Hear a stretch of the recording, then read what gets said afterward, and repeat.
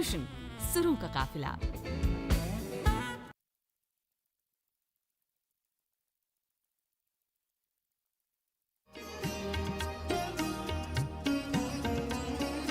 जज्बात में गहराई है, अल्फाज में दम है, शायर का असासा तो महज जोर कलम है, जीने का हुनर सबका जुदा है तो बयां भी जितना भी सुनोगे को पढ़ो उतना ही कम है, उतना ही कम है। सैयद फजलुल हसन, जो दुनियाए अदब में हसरत मोहानी के नाम से जाने जाते हैं, सन 1881 में उत्तर प्रदेश के कस्बे मोहान में पैदा हुए। उनका घराना इक़्तिसादी और तालीमी तौर पर बहुत तरक्की याफ्ता समझा जाता था और समाजी लिहाज से भी बहुत मुअज़्ज़ज़ था। हज़रत मोहानी की इब्तिदाई तालीम मोहान में ही हुई। उसके बाद आगे की तालीम के लिए वो फ़तेहपुर भेजे गए, जहां उन्होंने मैट्रिक का इम्तिहान इम्तियाजी नंबरों के साथ पास किया। अलीगढ़ से बीए की डिग्री हासिल करने के बाद हसरत ने वहीं एलएलबी में दाखिला लिया। कॉलेज के प्रिंसिपल मार्लिन उन्हें पसंद नहीं करते थे। एक मैच हुआ करता था अंग्रेज़ों से अलीगढ़ के लड़कों का, और वो शिमला में हुआ करता था, क्रिकेट का मैच। उसमें एक दफ़ा ऐसा हुआ कि अलीगढ़ के लड़के गए और उन्होंने पहली दफ़ा हरा दिया अंग्रेज़ों की टीम को। तो उसमें बाद में रेस्टिकेशन हुआ हजरत का, तो उन्होंने शहर के लड़कों के साथ ढोल पीटते कनस्तर पीटते आ गए कि नेटिव ने गोरों को हरा दिया, और उस पर बैक ने उनको निकाला। हसरत का ताल्लुक़ अलीगढ़ से ये कि यहाँ से हसरत मोहानी ने बीए किया, और आज भी जो सेमिनार लाइब्रेरी है शोबे उर्दू की अलीगढ़ मुस्लिम यूनिवर्सिटी में, बहैसियत एक यहाँ के साबिक़ तालिब इल्म के हसरत मोहानी की तस्वीर सेमिनार लाइब्रेरी में आवेज़ा है। हसरत को दरमियान में ही अपनी पढ़ाई छोड़नी पड़ी, लेकिन तब तक हसरत एक नौजवान शायर की हैसियत से उर्दू के अदबी हलकों में मुतारिफ़ हो चुके थे। उनकी तख्लीक़ात रसाइल व जराइद में छपने लगी थी और वो शेरी नशिस्तों और मुशायरों में शिरकत करके वहाँ अपना कलाम सुनाया करते थे। उन्होंने गज़ल को उसका खोया हुआ वक़ार वापस दिलाया, वरना उससे पहले अल्ताफ़ हुसैन हाली कह रहे हैं, हो चुके हाली गज़ल ख़ानी के दिन, रागनी बेवक्त की गाएं क्या। हसरत और उनके साथ बाज़ 2-3 शायरों ने और जो तारीख़ी कारनामा अंजाम दिया है उर्दू गज़ल की तारीख़ में, जो अहम कारनामा अंजाम दिया वो ये कि गज़ल को फिर उसकी असल की तरफ वापस लाए बाज़ नई खुसूसियात के साथ। यानी महज ज़ाहिरी अहवाल और कैफियत और आशिक़ी और माशूक़ी आशिक़ और माशूक़ के ज़ाहिरी लिबास का और कपड़ों का और इनका बयान करने के बजाय दिल की कैफियत की तरफ इन शायरों ने गज़ल को फिर मोड़ा है। इसीलिए कहा जाता है कि जदीद गज़ल का या गज़ल का इहिया किया है इन शायरों ने। उसमें सबसे नुमाया नाम तो हमारे यहाँ इन्हीं हसरत मोहानी का है।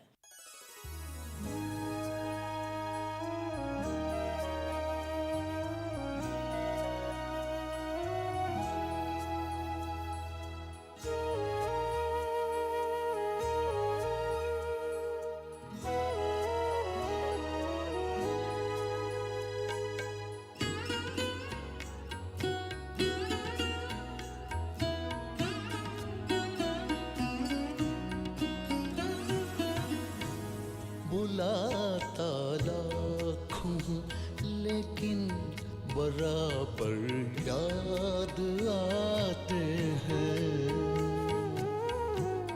बुलाता लाखों लेकिन बराबर याद आते हैं, इलाही तरके उल्फत पर वो क्यों कर याद आते हैं, इलाही तरके उल्फत पर वो क्यों कर याद आते हैं, बुलाता लाखों लेकिन बराबर याद आते हैं।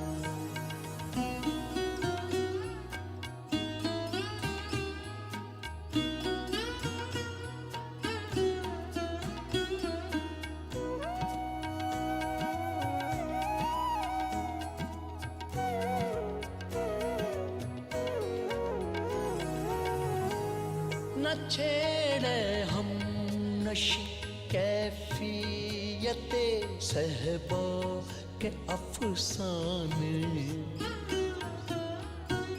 न छेड़े हम नशी कैफियते सहबा के अफसाने। शराबे बेखुदी के मुझको सागर याद आते हैं, शराबे बेखुदी के मुझको सागर याद आते हैं। भुलाता लाखों लेकिन बराबर याद आते हैं।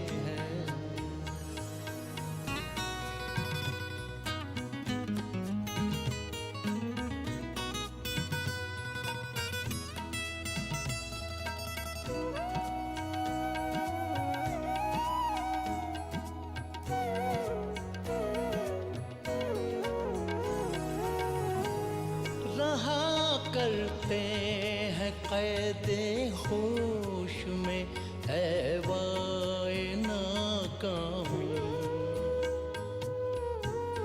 रहा करते हैं कैदे होश में ऐवाए नाकामी। वो तश्ते खुद फरामोशी के चक्कर याद आते हैं, वो दश्ते खुद फरामोशी के चक्कर याद आते हैं। भुलाता लाखों लेकिन बराबर याद आते हैं।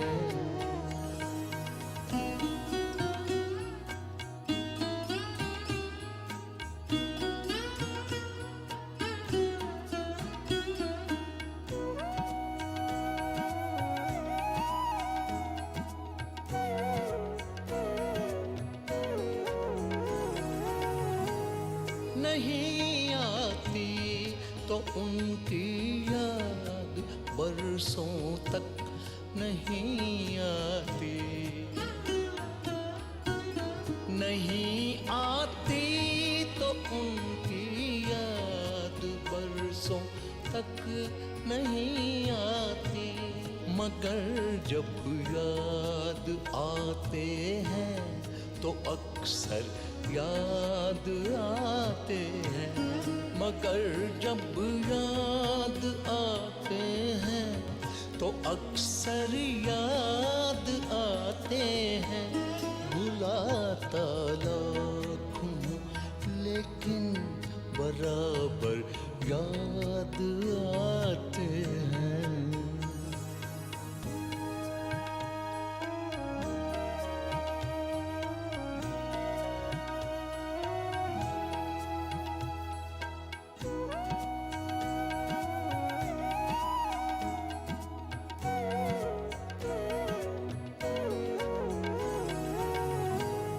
हकीकत खुल गई हसरत तेरी तरके मुहब्बत की,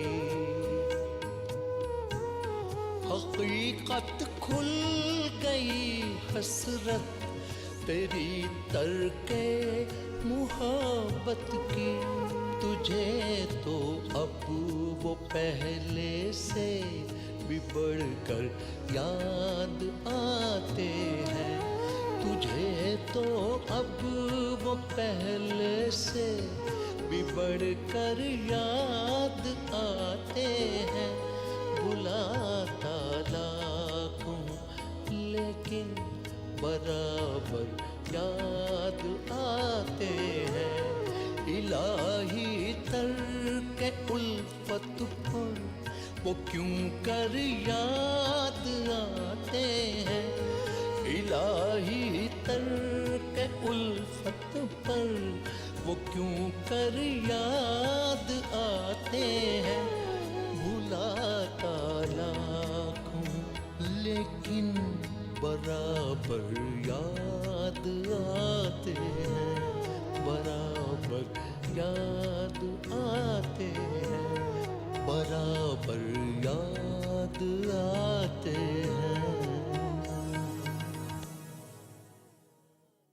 हिंदुस्तान में तहरीक तरके मवालात चली तो देशभक्तों ने आज़ादी की जंग जीतने के लिए विदेशी साजो सामान का बायकॉट शुरू किया। उसी ज़माने में सर्दी के मौसम में हसरत मोहानी अपने किसी करीबी दोस्त के यहाँ मेहमान हुए। आज़ाद हिंदुस्तान का जो ख्वाब हमने देखा था, अब हमें उसकी तकमील की तरफ बढ़ते रहना है इंशाअल्लाह।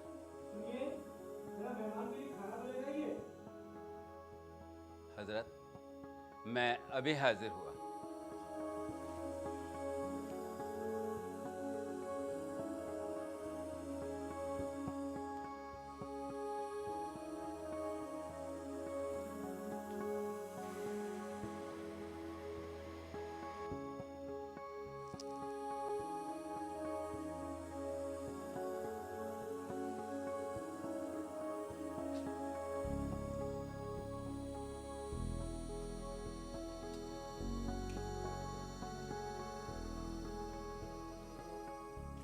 हजरत, हाथ धो लीजिए।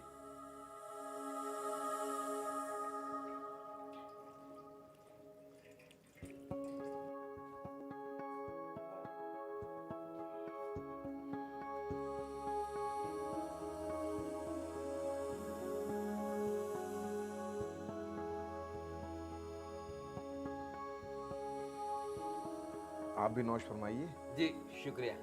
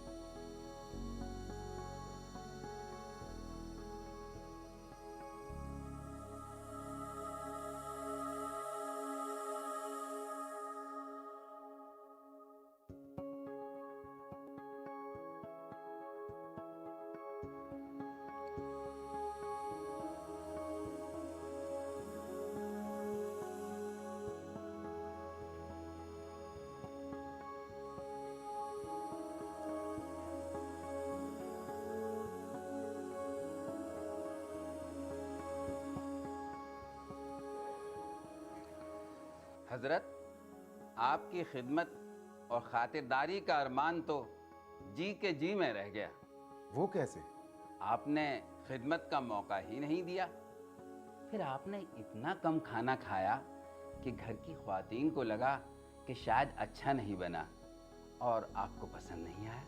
जी नहीं, ऐसी बात नहीं है। उनसे कह दीजिएगा कि गुलाम हिंदुस्तान का ये बंदा बिल्कुल सादा खाना खाता है, और वो भी आधा पेट।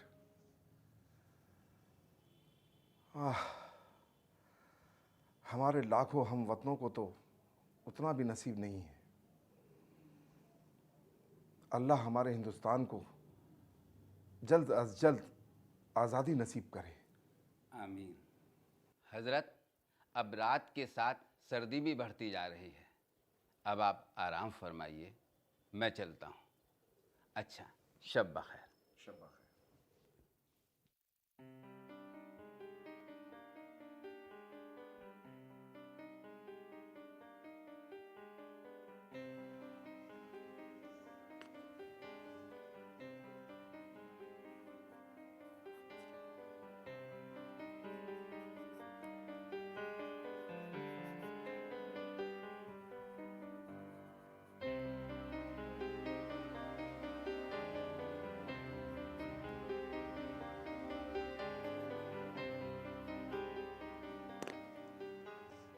आज की डायरी तो लिख ली, कोई ख़ास बात होनुमा नहीं हुई। रात भी काफ़ी हो गई है और सर्दी भी काफ़ी बढ़ रही है। अब मुझे सो जाना चाहिए।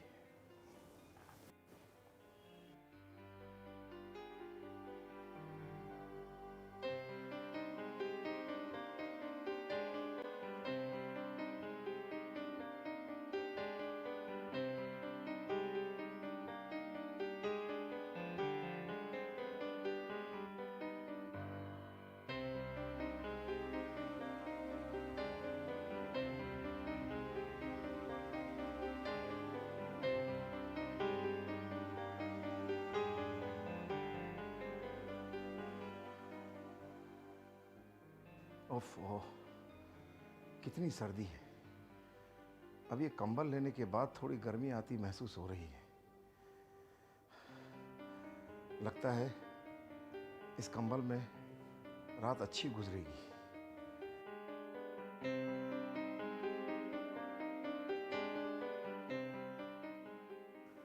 काफी नरम कंबल है। कहीं ये कंबल विदेशी कंपनी का तो नहीं?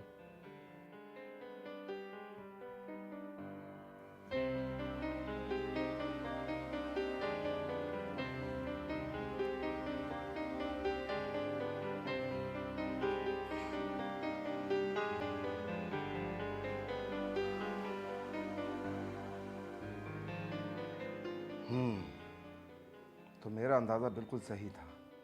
ये कंबल विदेशी कंपनी का बना हुआ है।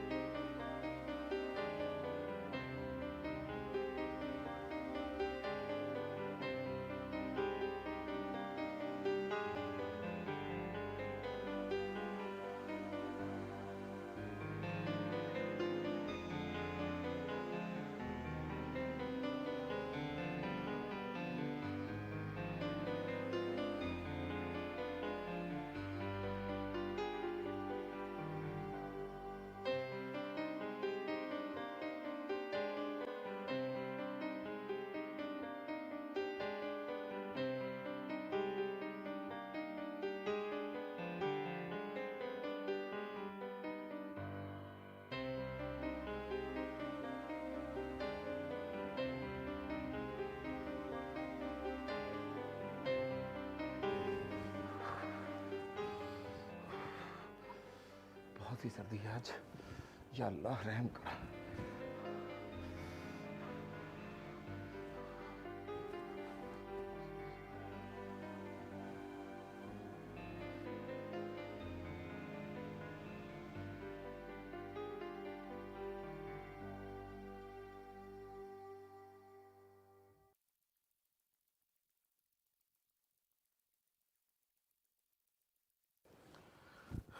आइए आइए जनाब, आइए। अस्सलाम वालेकुम। वालेकुम अस्सलाम।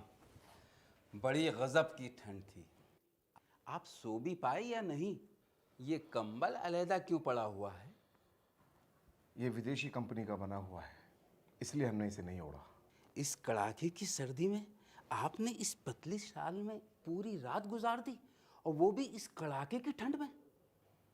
जी हाँ, जब दिल में वतन और अहले वतन से मोहब्बत का शदीद जज्बा हो तो इंसान कुछ भी कर सकता है। मौलाना हसरत मोहानी अपनी आखिर उम्र तक कानून साज असेंबली और पार्लियामेंट के मेंबर रहे, लेकिन सरकारी मीटिंगों में शिरकत और क़याम का वो अलाउंस जो मिलता था उन्होंने कभी नहीं लिया। वो पार्लियामेंट के करीब किसी मस्जिद में क़याम करते और आसपास के ही किसी मामूली से होटल में खाना खा लेते थे। उस वक्त पार्लियामेंट के हर मेंबर को रोज़ाना भत्ता और मुशाहिरा जो मिलता था वो मौलाना कभी नहीं लेते थे। हालांकि पंडित नेहरू ने उन्हें कई बार समझाया और लिखा भी, लेकिन मौलाना हसरत मोहानी का ये ख्याल था कि पार्लियामेंट के किसी भी मेंबर का इतनी बड़ी रकम लेना हिंदुस्तानी अवाम के साथ जुल्म है। 1951 में उनकी सेहत दिन ब दिन बिगड़ने लगी और 13 मई 1951 को हसरत का लखनऊ में इंतकाल हो गया। हसरत मोहानी ने शायरी, सियासत और सहाफ़त के मैदानों में जो नाकाबिल फरामोश कारनामे अंजाम दिए हैं वो अपनी जगह, लेकिन उसके अलावा इल्मी मैदान में भी उनकी कुछ यादगार किताबें मिलती हैं। उन यादगार किताबों में एक किताब का नाम है निकात सुखन। निकात सुखन शायरी और शायरी के फ़न के असरार और रमूज़ पर रोशनी डालती है। दूसरी किताब का नाम है तज़किरतुश शुअरा। इसमें उन्होंने 10 मुंतखब शायरों का कलाम पेश किया है और उन शायरों के बारे में क़दरे तफसील के साथ लिखा है। हसरत मोहानी की एक और किताब है जिसका नाम है मुशाहिदात ज़िंदा। ये किताब बेहद मुनफरिद इसलिए समझी जाती है कि इसमें हसरत मोहानी ने जेल में कैदियों के साथ किए जाने वाले सलूक पर क़दरे तफसील से लिखा है। दरअसल ये उनकी जेल डायरी है। हसरत मोहानी का तख्लीक़ी दौर वो दौर है जब हाल ही की तनक़ीदें सामने आ गई थीं और गज़ल मुखालिफ रुझानात ज़्यादा तेज़ी के साथ उर्दू अदब पर हावी होते जा रहे थे। नज़्म निगारी का चलन बढ़ रहा था और गज़ल को एक तरह से देखा जाए तो हाशिए पर डाल दिया गया था।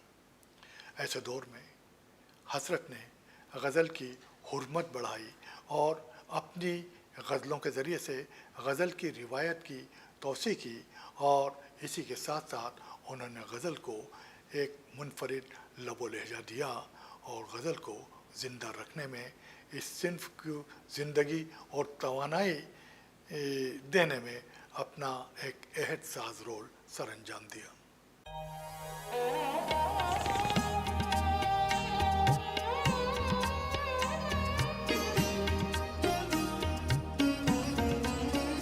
जज्बात में गहरा